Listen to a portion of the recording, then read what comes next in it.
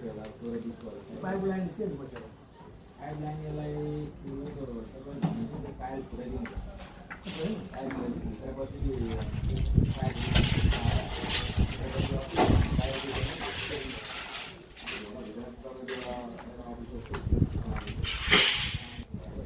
अहिले 5 वर्ष के छ 5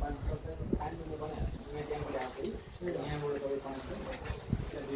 पानी गइहाल्छ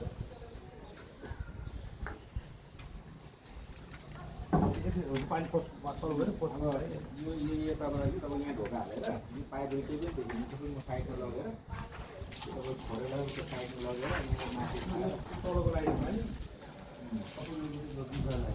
अब त्यसमा यो टायल चाहिँ तपाईँको म लगाइदिन्छु तपाईँले यो टायल त्यो निकालेर